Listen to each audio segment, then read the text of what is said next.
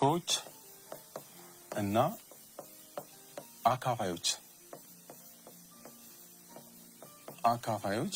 የሚለውን አሳያቸዋለሁ። ስለዚህ ባለፈው ስለ ተካፋይነት ደንቦች ነበር ያየነው። በሁለት ተካፋይነት ደንብ፣ በሶስት ተካፋይነት፣ በአራት ተካፋይነት አንድ ሙሉ ቁጥር የተሰጠንን ቁጥር እስከ 10 ባሉ ቁጥሮች ውስጥ እንዴት በቀላሉ ተካፋይ ይሆናል አይሆንም የሚለውን አሳይቻችሁ ለይተን ነበር። ዛሬ የምናየው የብዜቶችና አካፋዮች ዝምድናቸውን ነው። ዝምድናቸው ምን አይነት ዝምድና አላቸው?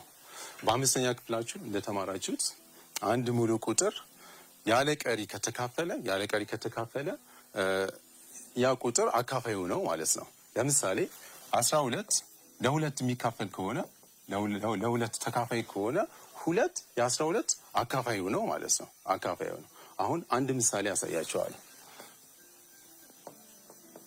ለምሳሌ ያህል የ24ን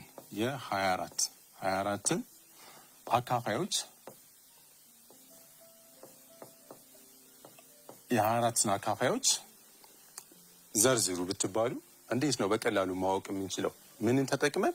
ብዜትን ተጠቅመን። 24 ለ1 ይካፈላል። 24 ለ1 ይካፈላል። ውጤቱ ደግሞ ስንት ነው? 24 ነው የሚሰጠን።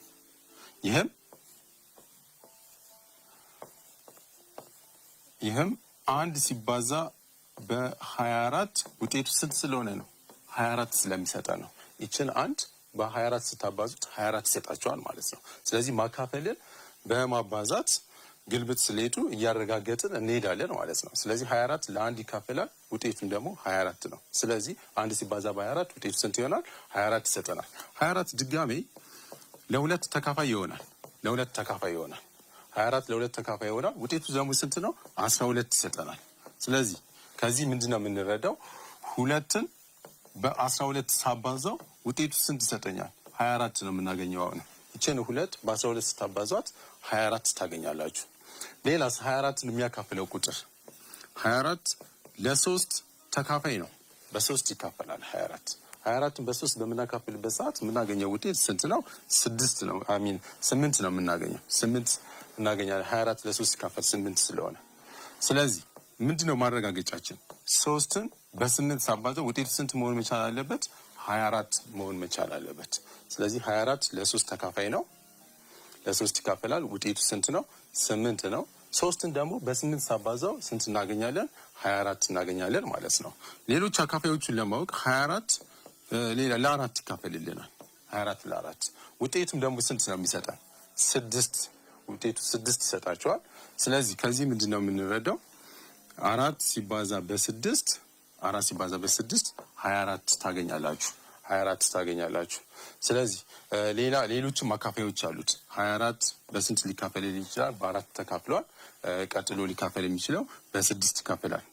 በ6 ተካፋይ ነው። 24ን በ6 እናካፍለው ውጤቱ ስንት ነው የሚሰጣችሁ? 4 ነው የሚሰጠን። ይሄንን ማረጋገጫችን ምንድነው? 6 ሲባዛ በ4 ውጤቱ ስንት ስለሆነ? 24 ስለሆነ 24ን በ8 ተካፋይ ይሆናል። 24 በ8 ተካፋይ ነው የሚሆነው። 24 በ8 ሲካፈል ውጤቱ ስንት ነው? 3 ይሰጠናል። ስለዚህ 8ን በስንት ሳባዛው? በ3 ሳባዛው 8 ሲባዛ በ3 24 ይሰጠናል። 24 እናገኛለን። ስለዚህ ማካፈሉን ወደ ማባዛት እያረጋገጥኩ ነው የሚሄደው ማለት ነው። 24 በ12 ተካፋይ ነው የሚሆነው። ውጤቱ ስንት ይሰጠኛል? 2 ነው የማገኘው። አሁን 12ን በ2 ብታባዙት 12 ሲባዛ በ2 ስንት እናገኛለን? 24 ይሆናል ማለት ነው። የቁጥሩ ግማሽ ላይ ከደረስን በኋላ የቁጥሩ ግማሽ አሁን የ24 ግማሹ ስንት ነው? 12 ነው አይደለ? ከዛ በኋላ ራሱ ነው ሊያካፍለው የሚችለው ማለት ነው። 24 በ24 ስናካፍለው ስንት እናገኛለን? 1 እናገኛለን። 24 ሲባዛ በ1 ውጤቱ 24 ነው ማለት ነው። አሁን እዚህ እንደምናየው 24 በ1 ተካፍሏል፣ በ2 ተካፍሏል፣ በ3 በ4 በ6 በ8 በ12 እና በ24 በራሱ ተካፍሏል ማለት ነው። ስለዚህ 1 2 3 4 6 8 12 ያለን እና ራሱ 24 የ24 አካፋዮች ናቸው። የ24 አካፋዮች ናቸው። የ24 አካፋዮች ይሆናሉ። 1 2 3 4 6 8 12 እና 24 የ24 አካፋዮች ናቸው። ያ ማለት ምን ማለት ነው? 24 ደግሞ የነዚህ ቁጥሮች ብዜት ነው ማለት ነው። ስለዚህ ብዜቶች እና አካፋዮች ያላቸው ዝምድና ይሄ ነው። እነዚህ ቁጥሮች የ24 አካፋዮች ከሆኑ 24 ደግሞ የነዚህ ቁጥሮች የሁሉም ቁጥሮች ብዜት ይሆናል ማለት ነው። ብዜት ይሆናል። የአንድ ብዜትን ብንዘረዝር ማንን እናገኛለን? 24 እናገኛለን። የሁለት ብዜቶችን ብዘረዝሩ ማንን ታገኛላችሁ? 24ን ታገኛላችሁ። የሶስት ብዜቶችን እንደዚሁ ብንዘረዝር 24 እናገኛለን ማለት ነው። ስለዚህ አካፋዮቹን ዘርዝር ያለው ማለት ቁጥሩ የአካፋዮቹ ብዜት መሆኑን አረጋግጫለሁ ማለት ነው። ስለዚህ ብዜቶችና አካፋዮች ይሄ ነው። እስቲ ሌላ አንድ ምሳሌ ደግሞ ልድገማችሁ። ሁለተኛ ምሳሌ ምሳሌ 2 የ36ን አካፋዮች ዘርዝሩ። እኔ ከመስራቴ በፊት 4 ደቂቃ ሰጣችሁና የ36ን አካፋዮች ዘረዝራላችሁ። አሁን ባሳየኋችሁ መሰረት ብዜትን በመጠቀም አካፋዮችን መዘርዘር ትችላላችሁ ማለት ነው። 4 ደቂቃ ሰጥቻችኋለሁ። ተመልሼ እመጣለሁ።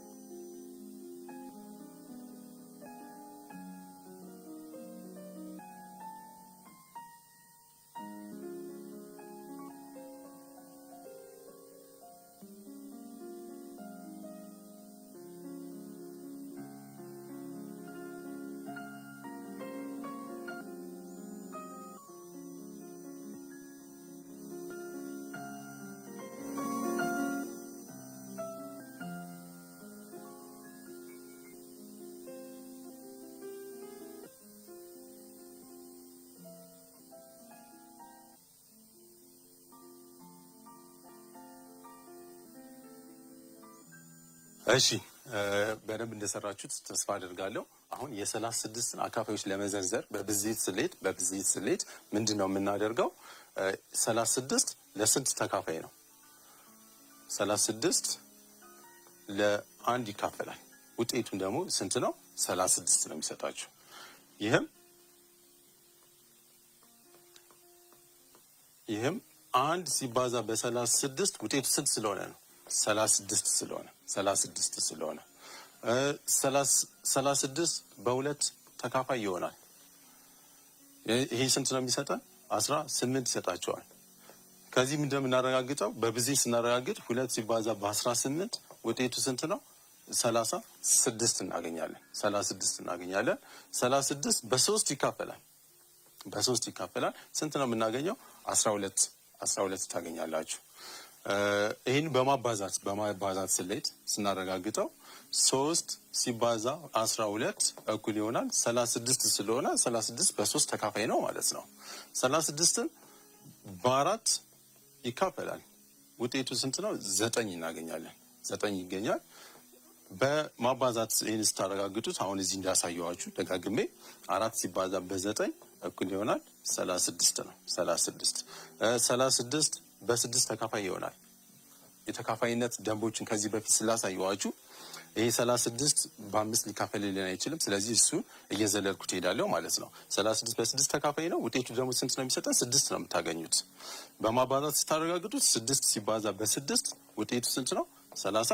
36 እናገኛለን። ሌላስ የ36 አካፋዮች እነማን ናቸው? 36 በ6 አካፍያለሁ፣ በ4 በ3 አካፍለናል። ቀጥሎ የሚሆነው በ9 ነው ማለት ነው። በ9 ነው። እነዛ የማካፈል ደንቦችን እያስታወሳችሁ እያረጋገጣችሁ መሄድ ትችላላችሁ። ስለዚህ 36 በ9 ሲካፈል 4 ይሰጠናል።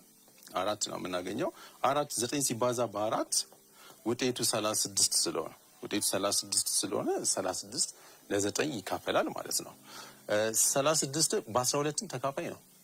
በ12 ተካፋይ ነው። ቅድም እዚህ ጋር እንደነገርኳቸው 12 ይሰጣል። በ3 አካፍለው አይደለ? ስለዚህ አሁን ደግሞ 36 በ12 ስናካፍለው ስንት እናገኛለን? 3 ነው የምናደርገው።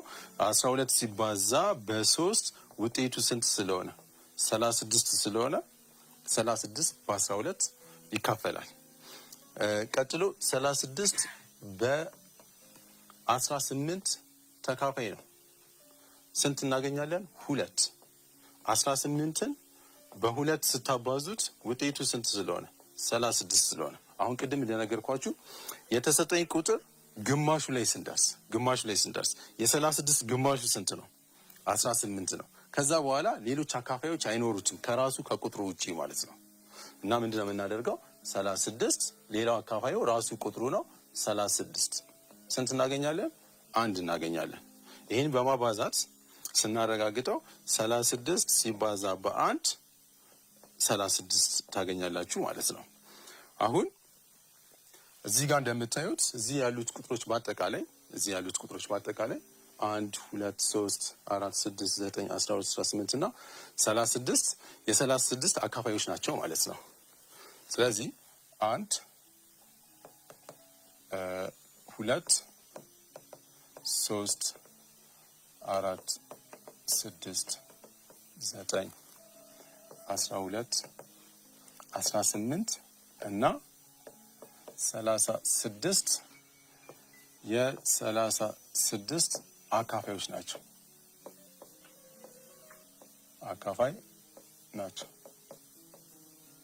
አካፋይ ናቸው። ያ ማለት ምን ማለት ነው? 36 የነዚህ ቁጥሮች ብዜት ነው ማለት ነው። የአንድ ብዜት 36 አለበት። የሁለት ብዜቶችን ብዘረዝሩ 36 ይኖርበታል። የሶስት ብዜቶችንም እንደዚሁ ብንዘረዝር 36 አለ ማለት ነው። ስለዚህ እንደዚህ ቁጥሮች የ36 አካፋይ ከሆኑ 36 ደግሞ የነዛ ቁጥሮች ብዜት ነው ማለት ነው። እና ብዜቶችና አካፋዮች ያላቸው ዝምድና ይሄን ይመስላል ማለት ነው። አሁን ምንድነው የምናደርገው? አንድ ትርጓሜ እነግራቸዋለሁ። ሁለት ቁጥሮች ቢኖሩ ሃና ለ ሙሉ ቁጥሮች ቢሆኑ ለየሃ አካፋይ ነው የምንለው መቼ ነው? ለየሃ አካፋይ ነው የሚለውን የምንጽፈው ባጭሩ ስንጽፈው እንደዚህ አድርገን ነው። የሀ አካፋይ ነው ብዬ እንደዚህ አስቀምጣለሁ። ስለዚህ አንድ ሌላ ሙሉ ቁጥር መ ስናገኝና ለ ሲባዛ በመ እኩል ይሆናል ሃን የሚሰጠን ከሆነ ለ የሀ አካፋይ ነው ማለት ነው። እንደዚህ ሁላ ደግሞ መም የማን አካፋይ ይሆናል ማለት ነው? የሀ አካፋይ ይሆናል። ሀ ደግሞ የለና የመ ብዜት ነው ማለት ነው። እስቲ አሁን በአንድ ምሳሌ ላሳያችሁ። ምሳሌ እስቲ እንከታተል። 5 የ80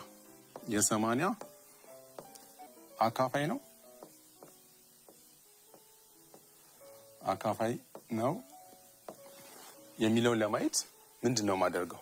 አሁን የኔ ለ5 ነች ማለት ነው። ሀችን ደግሞ 80 ነው ማለት ነው። ስለዚህ አንድ ሌላ ሙሉ ቁጥር መ ሲኖረኝና 5ን በመ ሳባዛው ምን ማገኝ ከሆነ 80 ማገኝ ከሆነ 5 የ80 አካፋይ ነው ማለት ነው።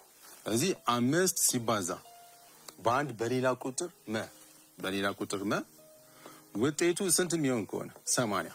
እንደዚህ አይነት ሙሉ ቁጥር መን የምናገኝ ከሆነ 5 የ80 አካፋይ ነው ማለት ነው። እንደዚህ የሙሉ ቁጥር ደግሞ እናገኛለን። 16 አለን ለምሳሌ 5 ሲባዛ በ16 ውጤቱ ስንት ነው? 80 ነው። 16 ሙሉ ቁጥር ነው። ስለዚህ 5 የ80 ምንድነው ማለት ነው? አካፋይ ነው ማለት ነው። ባጭሩ ስንጽፈው ምን አድርገን ነው የምንጽፈው? 5 የ80 አካፋይ ነው ብለን ነው ማለት ነው። ይሄ በጽሁፍ ስናስቀምጠው 5 የ80 አካፋይ ነው የሚለውን እናገኛለን። ስለዚህ እዚህ ጋር 5 ሲባዛ በመ እኩል ይሆናል 80 ነው። 5 ሲባዛ በ16 እንደዚህ አይነት ሙሉ ቁጥር ስለምናገኝ 5 ሲባዛ በ16 ስንት ነው የሚሰጠን? 80 ነው የሚሰጠን።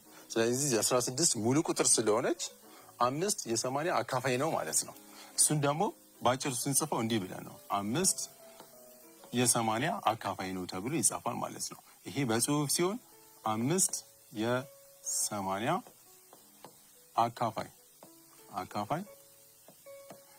ነው 5 የ80 አካፋይ ነው ተብሎ ባጭሩ ሲጻፍ እንደዚህ ነው ማለት ነው። ስለዚህ ሁለት ሙሉ ቁጥሮች ሀ እና ለ ቢኖሩን ለ የሀ አካፋይ ነው ለማለት እንዲህ ብለን እንጽፋለን። አንድ ሌላ ሙሉ ቁጥር መ ካለን ለ ሲባዛ በመ ሀን የሚሰጠን ከሆነ እዚች ጋር ያለችው አለ የሀ አካፋይ ነች ማለት ነው። በዚህ ዘዴ እየተጠቀማችሁ አካፋይ ነው አይደለም የሚለውን መረዳት እንችላለን ማለት ነው። ሌላ ምሳሌ ሁለተኛ ምሳሌ አሳያችኋለሁ። ይሄ አንደኛ ምሳሌ ነው። ሁለተኛ ምሳሌ 6 የ412 አካፋይ ነው የሚለውን ታረጋግጣላችሁ ማለት ነው። አንድ 4 ደቂቃ ሰጥቻችኋለሁ። ተመልሼ እመጣለሁ።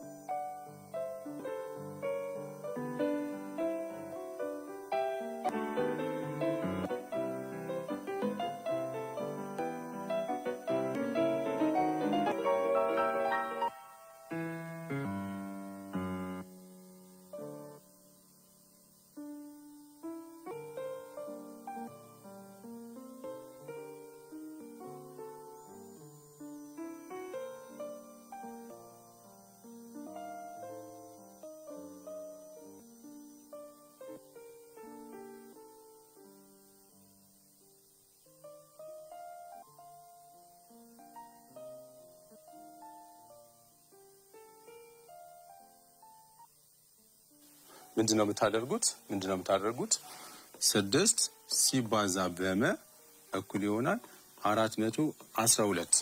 እንደዚህ አይነት ሙሉ ቁጥር የምናገኝ ከሆነ 6 የ412 አካፋይ ይሆናል ማለት ነው። እንደ አይነት ቁጥር የማናገኝ ከሆነስ በሙሉ ቁጥር ዘዴ ውስጥ የማይኖር ከሆነ 6 የ412 አካፋይ አይሆንም ማለት ነው። አይሆንም። ስለዚህ ይሄንን ቁጥሩ ቶሎ የማታውቁት ከሆነ በቃላችሁ የማታውቁት ከሆነ ምንድነው የምታደርጉት 412 ስሉና ለስንት ታካፍሉታላችሁ? ለ6። መጨረሻ ላይ የምናገኘው ውጤት 0 ከሆነ ያው አካፋይ መሆኑን አረጋገጥን ማለት ነው። አሁን ቶሎ በቃላችን ምን የማናገኝ ከሆነ እንደዛ ነው የምናደርገው። ስለዚህ እዚች ጋር ቆርጣታለሁ። 41 ለ6 ሲካፈል 6 ጊዜ ነው። 6 ሲባዛ በ6 36 ይሰጣችኋል። ቀሪ ስንት አለን? እዚህ ጋር 5 2 እናወርዳለሁ። 52 ለ8 8 ጊዜ ይሰጣችኋል። 8 ጊዜ 6 48 ነው። 48 ቀሪ ስንት አለን? እዚህ ጋር የሚቀራችሁ ስንት ነው? 4 ነው። 4 ደግሞ ለ6 አይካፈልም። አሁን በቀሪ መጣብን ማለት ነው። አያችሁ።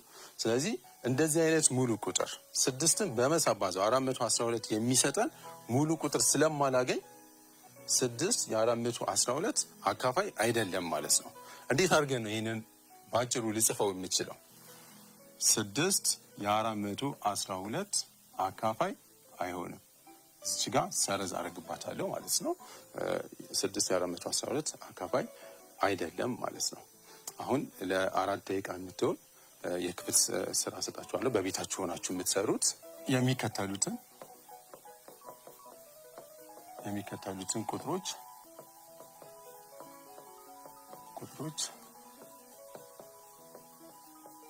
አካፋዮች ፈልጉ። 164 ለ128 ሐመርዋ 136። ስለዚህ አሁን ባሳየኋችሁ ዘዴ በማባዛት ዘዴ እያረጋገጣችሁ የ164ን የ128ን የ136ን አካፋዮች ትዘረዝራላችሁ።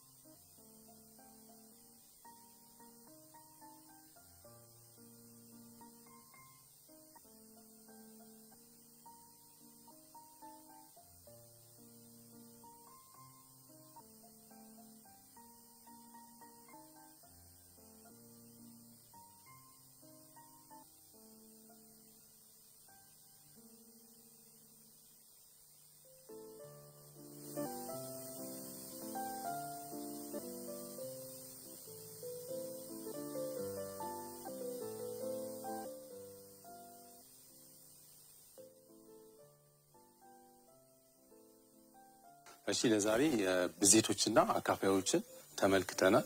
በሌላ ጊዜ እንገናኛለን። መልካም ውሎ።